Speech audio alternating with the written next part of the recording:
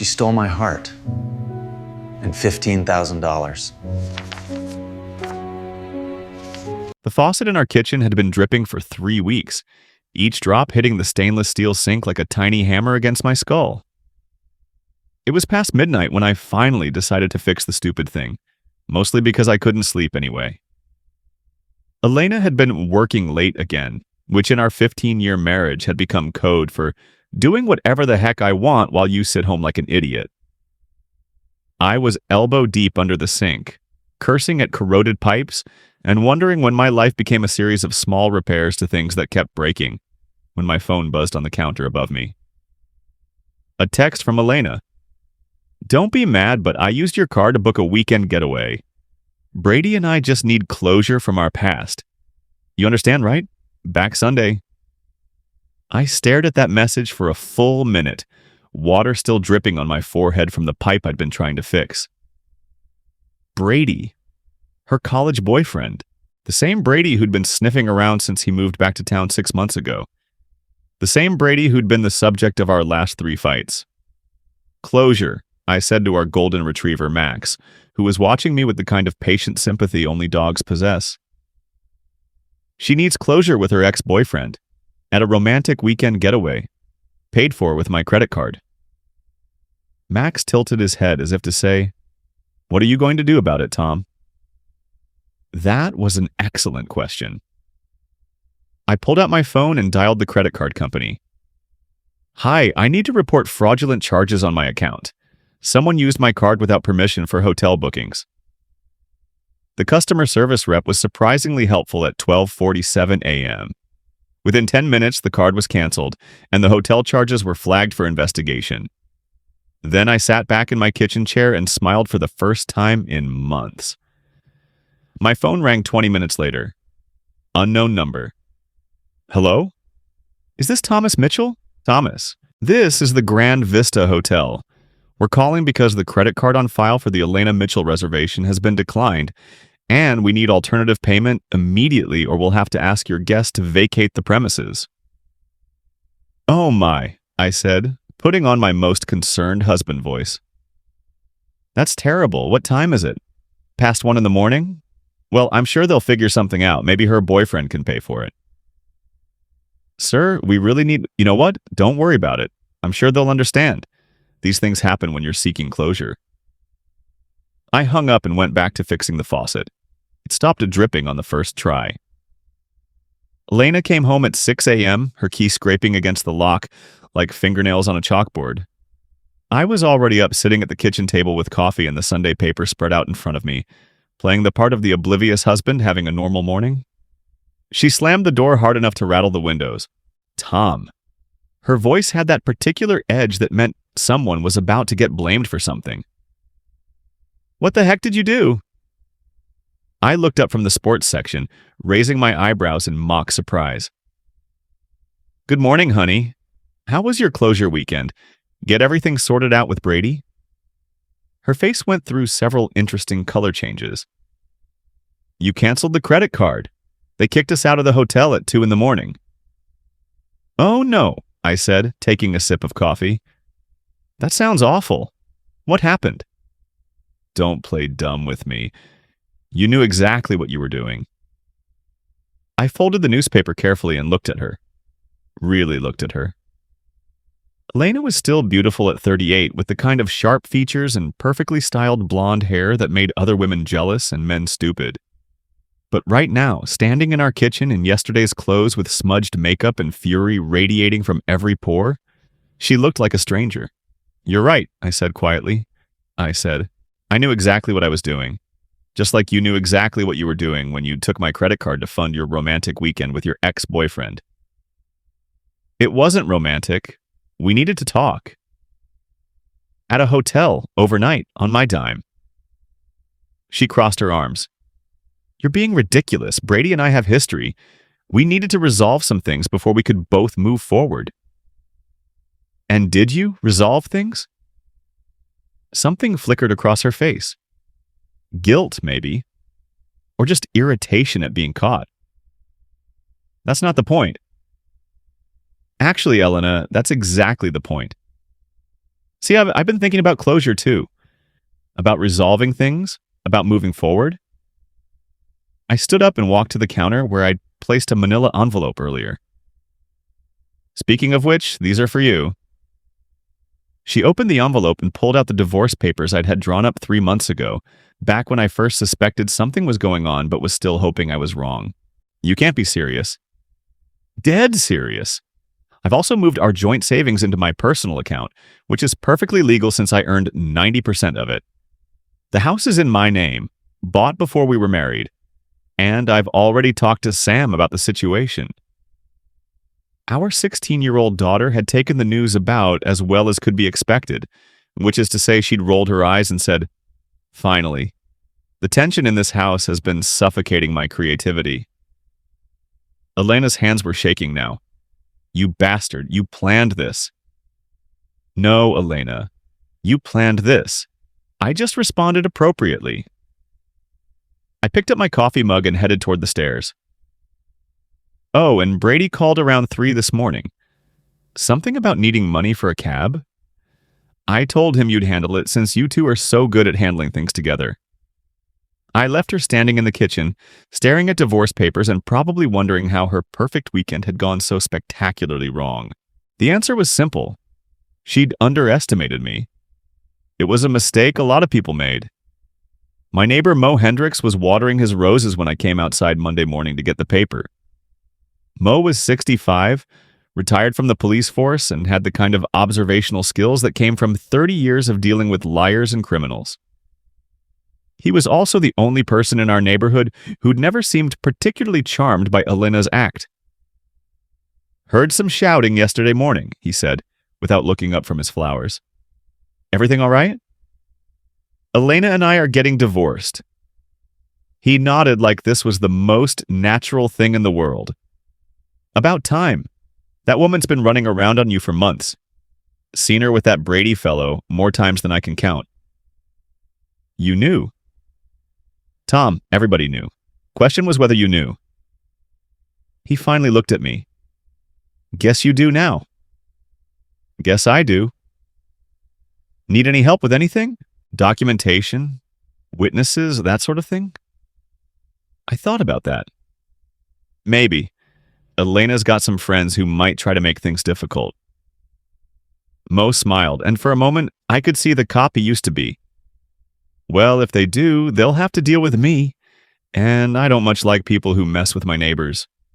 That afternoon, I got a call from my buddy Jake Morrison. We'd been friends since college, and he was supposed to be my best man when Elena and I got married. Instead, he'd backed out at the last minute, after Elena convinced him he was too unreliable for such an important role. "Tom, man, I heard about you and Elena. That's rough." "It's actually a relief." There was a pause. "Listen, I need to tell you something. Kim called me this morning." Kim Vasquez was Elena's best friend and business partner at the real estate office. She was also the kind of person who collected secrets like other people collected stamps, and she'd never liked me much. What did Kim want? "She's telling people you've been emotionally harmful, that Elena's afraid of you. She's trying to get our whole group to take Elena's side in the divorce." I felt something cold settle in my stomach. "And?" Another pause. "Tom, I'm sorry, but most of the guys are going with it. They think Elena's this innocent victim and you're some kind of monster." "What do you think, Jake?" "I think Elena's a manipulative witch who's been playing games since day one, but I'm apparently in the minority." "Who's buying into Kim's story?" "Dave, Marcus, Steve, pretty much the whole poker group. They're planning some kind of intervention. Want to confront you about your behavior and convince you to go to anger management." I laughed, which seemed to surprise him.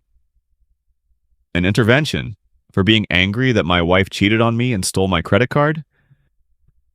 "Kim's making it sound like there's more to it, like you've been controlling and manipulative for years." And they believe her. They want to believe her. Elena's always been good at playing the victim when it suits her. After I hung up, I sat in my home office and thought about the situation. Elena wasn't just leaving me. She was trying to destroy my reputation in the process. She wanted to paint herself as the wronged party, the mistreated wife finally finding the courage to escape. It was a smart strategy. It was also a mistake. Because Elena had forgotten something important about me. I didn't get mad. I got even. The intervention happened on Thursday night at Dave Kowalski's house. Dave had been my friend for 8 years, ever since we'd worked together on a neighborhood watch program. He was a good guy, the kind of person who genuinely wanted to help people, which made him exactly the type Elena and Kim would target for their manipulation campaign. I showed up right on time, walking into Dave's living room to find 6 of my former friends arranged in a semicircle like some kind of amateur therapy session. Dave, Marcus Chen, Steve Williams, Bobby Martinez, Jake Morrison, and Tom Bradley, Brady's cousin, which explained a lot about how this had come together. "Tom," Dave said, standing up with the kind of nervous energy that meant he'd been rehearsing this speech. "Thanks for coming. We wanted to talk to you about Elena and the divorce situation." I figured. I sat down in the empty chair they'd left for me, right in the center of their little circle. "Let me guess. Kim Vasquez has been telling you all about what a terrible husband I've been." "She's concerned about Elena," Marcus said. "We all are." "Elena's been our friend for 15 years, Steve added. "She's like family to us." "Interesting," I said, "because Elena's been telling me for months that she couldn't stand any of you, called you Tom's loser friends, and said she was counting the days until we could move somewhere with better people." That got their attention. Bobby shifted uncomfortably in his seat. "Look, Tom," Dave said, "we're not here to take sides. We just think maybe you should consider counseling. Work through your anger issues before this gets worse." My anger issues. I leaned back in the chair. "Tell me, Dave, what exactly has Elena told you I've done?" "She said you've been controlling her finances, isolating her from her friends, monitoring her phone calls." "Stop!" I held up a hand. "Let's deal with facts instead of Elena's creative storytelling. First, I've never controlled Elena's finances. She has her own checking account, her own credit cards, and she makes her own money. What I did was cancel my credit card after she used it without permission to fund a weekend getaway with her ex-boyfriend." "That's not," Marcus started. "Second, I've never isolated Elena from anyone. She goes out with Kim twice a week, has girls' nights, goes to book club, yoga class, whatever she wants. What I didn't do was enable her affair." "Elena's not having an affair," Tom Bradley said, and I could see the family loyalty kicking in. "Really? Then why did she spend last weekend at a hotel with your cousin Brady? Why have they been meeting for coffee 3 times a week for the past 2 months? Why did I find hotel receipts and restaurant bills in her purse for places I've never been?" The room got very quiet. "And third," I continued, "I've never monitored Elena's phone calls, but I did start paying attention when she began taking calls in the garage at midnight and coming home with her clothes wrinkled and her story changing every time I asked where she'd been." Dave looked like he was starting to understand that maybe they'd been fed some bad information. "Tom, if that's true." "It's all true. And you know what else is true? Elena and Kim have been planning this character assassination for weeks. They knew that if Elena just up and left me for Brady, she'd look like the bad guy. So they decided to make me the villain instead." I stood up and looked around the room. "Here's what's going to happen. You're all going to choose sides because that's what people do in situations like this. Some of you will believe Elena's version because it's easier than admitting you've been played. Some of you might actually think about the Tom Mitchell you've known for years and wonder if Elena's story makes sense." I headed for the door, then turned back. "But here's the thing you should all remember. I've been a good friend to every one of you. I've helped you move, lent you money, covered for you with your wives, been there when you needed someone. Elena has done exactly none of those things. So when you're deciding who to believe, maybe ask yourselves who's actually earned your loyalty." I left them sitting there and drove home. Jake called me an hour later. "They're sticking with Elena," he said. I'm sorry, man. I tried to make them see reason, but Kim really did a number on them. It's fine, Jake. I know who my real friends are now. What are you going to do? I looked out my window at Mo Hendrick's house, where the porch light was still on. I'm going to remind everyone in this town exactly who Elena really is. Elena moved out the following Monday, taking only her clothes and personal items. She was staying with Kim temporarily, which was perfect for what I had in mind. The two of them together in one place would make things much more efficient. I spent Tuesday morning at the courthouse, filing the divorce papers and making sure everything was properly documented. Elena could contest it if she wanted, but she'd have to do it without the joint savings account, which was now safely in my name only. Tuesday afternoon, I had lunch with Mo at the diner downtown. So what's the plan? He asked, cutting into his meatloaf like he was discussing the weather. Elena's been telling people I'm controlling and emotionally harmful. She's trying to destroy my reputation so she can play the victim. And you're going to let her get away with that? Not exactly. I showed him the folder I'd brought. Elena's been sloppy about covering her tracks. Hotel receipts, restaurant bills, text messages she forgot to delete. And Brady's been even sloppier. Mo flipped through the documentation. This is good stuff. Solid evidence of the affair. That's just the beginning. See, Elena made a mistake when she decided to go after my friends. She assumed they'd just take her word for it and turn against me. But what she didn't count on was that some people in this town actually pay attention. Such as Mrs. Patterson across the street, who's been keeping track of every time Brady's car was parked in my driveway while I was at work. Such as the waitress at Rosario's who remembers serving Elena and Brady dinner every Tuesday for the past 6 weeks. Such as the desk clerk at the Riverside Inn who's been checking them in for afternoon meetings since March. Mo smiled. You've been busy. I've been thorough, but Elena's not the only problem. Kim's been the one orchestrating this whole campaign against me. She's the one who convinced my friends that I'm some kind of monster. What do you want to do about Kim? Kim's got a problem. She's been skimming money from the real estate office. Small amounts, but consistent. I've got bank records showing deposits that don't match her legitimate commissions. How do you get bank records? Kim banks at the same place I do. My buddy Rick works there. Rick doesn't like people who spread lies about his friends. Mo leaned back in his booth. So you've got Elena dead to rights on the affair, and Kim dead to rights on embezzlement. What's the endgame? Public humiliation, complete and total. I want everyone in this town to know exactly what kind of people Elena and Kim really are. And Brady? I smiled. Brady's going to be the easiest one of all. That evening, I drove to the gym where Brady worked out. It was one of those old-school boxing places. All exposed brick and heavy bags and the smell of sweat and leather. I'd been a decent boxer in college, good enough to know my way around a ring, and I'd kept in shape over the years. Brady was hitting the speed bag when I walked in, trying to look impressive for a couple of college girls who were pretending to be interested.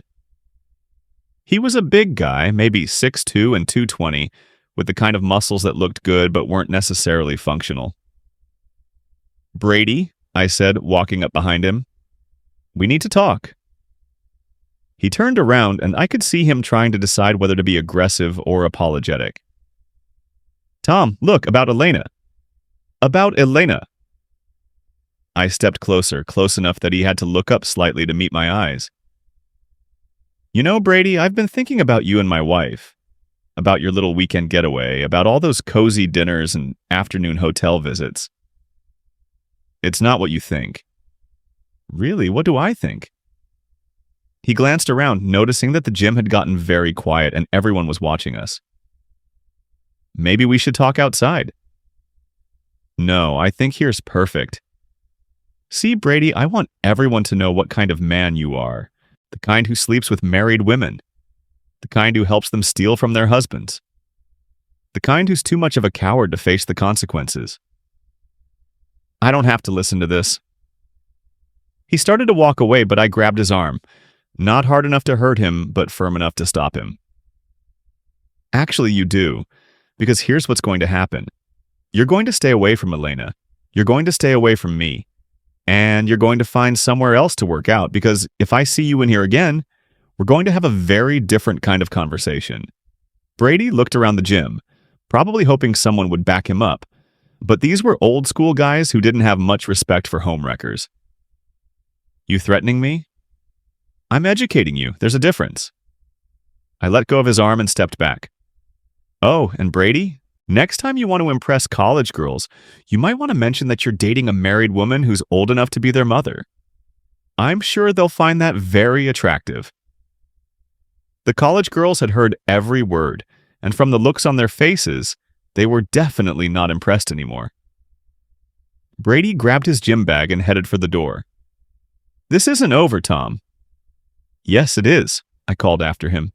You just don't know it yet.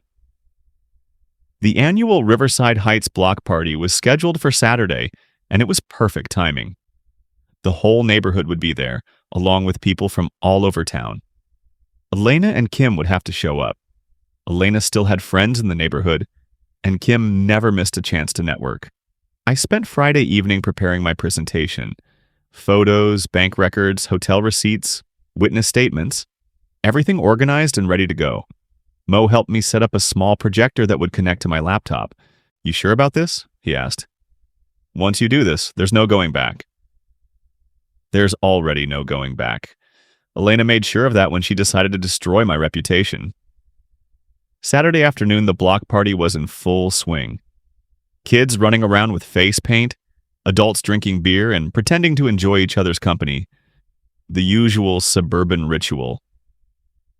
I worked the crowd for an hour, making small talk and waiting for the right moment. Elena showed up around 4 wearing a sundress that was probably meant to make her look innocent and vulnerable. Kim was right beside her, playing the role of supportive best friend. They made a point of staying away from me, but I could feel them watching. At 5 o'clock, Dave Kowalski got up to make his annual speech, thanking everyone for coming and reminding them about the Neighborhood Watch program. When he finished, I stood up. If I could have everyone's attention for just a minute, I called out, I'd like to share something with the neighborhood. Elena went pale. Kim started moving toward me, probably planning to cause some kind of distraction, but Mo stepped in her path. Some of you have heard that my wife Elena and I are getting divorced, I continued. And some of you have heard Elena's version of why that's happening. I thought you might be interested in the actual facts. I connected my laptop to the projector, and the first image appeared on the white sheet I'd hung between 2 trees. It was a photo of Elena and Brady kissing outside the Riverside Inn. This was taken 3 weeks ago, I said. Elena told me she was at book club that night. The crowd was dead silent now. Elena tried to say something, but her voice wasn't carrying. The next slide showed hotel receipts. These are from Elena's purse. 6 different hotels over the past 2 months. I've never been to any of them. Then came the bank records, and these show that Elena's best friend Kim has been stealing money from her real estate office. Small amounts, but it adds up. About $15,000 over the past year. Kim's face went from angry to terrified in about 2 seconds. The reason I'm sharing this, I continued, is because Elena and Kim have been telling people that I'm emotionally harmful and controlling. They've been trying to turn my friends against me and destroy my reputation in this community. They figured if they could make me look like the bad guy, nobody would question Elena's behavior. I clicked to the final slide, which showed a timeline of Elena's affair alongside her accusations against me. So now you all know the truth. Elena cheated on me with her ex-boyfriend and stole my credit card to pay for their romantic getaways. Kim helped her cover it up and has been embezzling money from her employer. And when I filed for divorce, they decided to make me the villain. I unplugged the laptop and looked directly at Elena. You wanted everyone to know our business, honey. Well, now they do. Elena was crying now, but they weren't tears of sadness. They were tears of rage and humiliation. Kim had already disappeared, probably heading for her car. The crowd was buzzing with conversation, and I could hear fragments. I can't believe Elena would do that. Poor Tom. Kim always seems sketchy to me. I packed up my equipment and started walking toward my house. Dave Kowalski caught up with me halfway across the yard. Tom, Jesus, I'm sorry. We had no idea. Yes, you did, Dave. You just chose not to see it. What can we do? How can we make this right? I stopped and looked back at the party where Elena was surrounded by a small group of women who were probably trying to comfort her, while most of the crowd kept their distance. You can remember this the next time someone tries to convince you that a 15-year friendship doesn't count for anything, I said. And you can think about what kind of person spreads lies about someone who's never done anything but help them. Elena called me Sunday morning, her voice shaking with fury. You bastard, you destroyed me. You destroyed Kim. Are you happy now?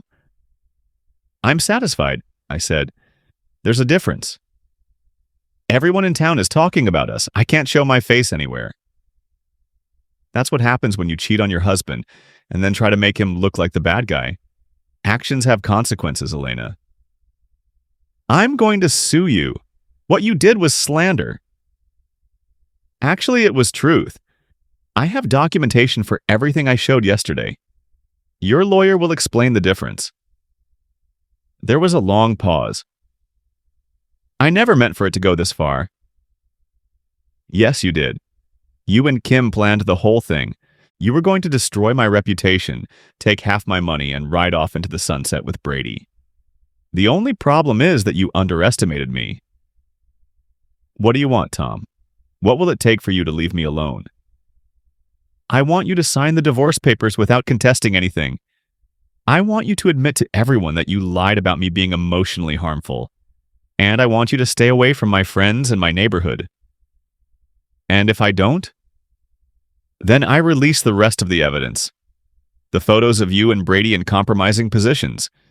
The recordings of your phone conversations where you're planning how to take me for everything I'm worth. The documentation of Kim's embezzlement, which I'll turn over to the district attorney. Another pause. You recorded my phone calls? I recorded Kim's phone calls. She was using the office phone to coordinate your little scheme. Turns out her boss doesn't like employees who use company resources for personal vendettas. You're a monster. No, Elena. I'm just someone who doesn't like being lied about. There's a difference. She hung up on me. 2 hours later, her lawyer called to say she was ready to sign the papers. Monday morning, I got a call from Jake Morrison. Tom, I owe you an apology. A big one. Yeah, you do. The guys want to get together, maybe have you over for poker this week. Try to make things right. That's not going to happen, Jake. Come on, man. We made a mistake. We're sorry. You made a choice. When someone you'd known for 15 years was accused of being emotionally harmful, you didn't even ask for my side of the story. You just decided Elena must be telling the truth. We thought we were helping. No, you thought it was easier to believe I was a monster than to admit that Elena had been playing all of you for years. So what now? We just stopped being friends? We stopped being friends the minute you decided to stage an intervention based on lies from my cheating wife. Everything else is just paperwork. I hung up and looked out the window at Mo, who was working in his garden. Some friendships were worth fighting for. Others weren't worth the effort. The divorce was finalized in December. Elena got her personal belongings and her car. I kept everything else, including the house and the savings account. She moved to Phoenix with Brady, who apparently decided that a woman who would cheat on her husband might be worth the risk after all. Kim was fired from the real estate office and charged with embezzlement. She plea bargained down to restitution and probation, but her real estate license was revoked. Last I heard, she was working at a call center in Tucson. My former friends tried reaching out a few more times, but I wasn't interested. Dave Kowalski sent me a Christmas card with a long, handwritten note about how sorry he was and how much he missed our friendship. I threw it away without reading the whole thing. The neighborhood was quieter now. People nodded when they saw me, but there was a wariness there that hadn't existed before. I'd shown them something about myself that made them uncomfortable, that I was someone who fought back, someone who didn't just accept being wronged quietly. Mo and I became closer friends. We had dinner once a week and watched football on Sundays. He never judged me for what I'd done, never suggested I should have taken the high road. People respect strength, he told me one evening. They might not like it, but they respect it. Elena and Kim tried to destroy you, and you destroyed them right back. That's how the world actually works, even if nobody wants to admit it. My daughter Sam came to visit every other weekend. She'd adapted to the divorce with the resilience that teenagers have, and she seemed to respect the fact that I'd stood up for myself. Mom's miserable in Phoenix, she told me during one visit. She and Brady fight all the time. Turns out he's not as charming when you're actually living with him. I'm sorry to hear that, I said, and I almost meant it. No, you're not, and that's okay. She made her choice. On New Year's Eve, I sat in my living room with Max, watching the ball drop on TV and thinking about the past year. I'd lost a wife, a group of friends, and a certain innocence about how people behave when they think they can get away with something. But I'd also learned something valuable. I was stronger than I'd thought. When pushed, I could push back harder. When betrayed, I could make sure the betrayer paid a price. Elena had wanted closure with Brady. Instead, she'd given me closure with her. She'd shown me exactly who she was, and I'd responded appropriately. The faucet in the kitchen hadn't dripped once since the night I fixed it. Some things once broken could be repaired. Others were better off replaced entirely. I'd learned the difference, and that knowledge was worth everything I'd lost. At midnight, I raised my glass of whiskey to the empty room. To closure, I said, however you find it. Max wagged his tail, and we settled in to watch the new year begin.